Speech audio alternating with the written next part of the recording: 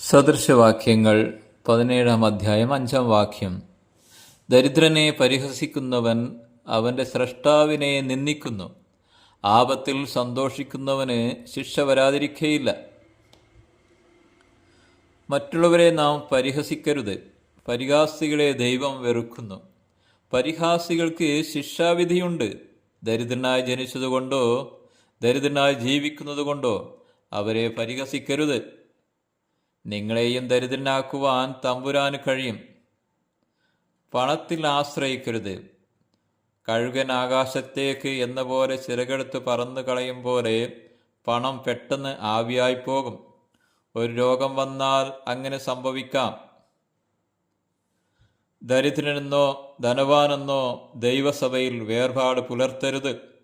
1-ാം നൂറ്റാണ്ടിൽ സിനഗോഗുകളിൽ അങ്ങനെയുള്ള വേർപാട് കാണിച്ചതിനെതിരെ ദൈവദാസനായ യാക്കോബ് ശാസിച്ചെഴുതി.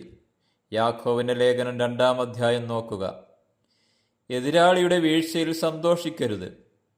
ശലോമോൻ പറഞ്ഞു, നിന്റെ ശത്രുവിന് വിശക്കുന്നുവെങ്കിൽ അവന് തിന്മാൻ കൊടുക്കുക, ദാഹിക്കുന്നുവെങ്കിൽ കുടിപ്പാൻ കൊടുക്കുക എന്ന്. കർത്താവ് പറഞ്ഞു, നിങ്ങളുടെ ശത്രുക്കളെ സ്നേഹിപ്പിനെന്ന്.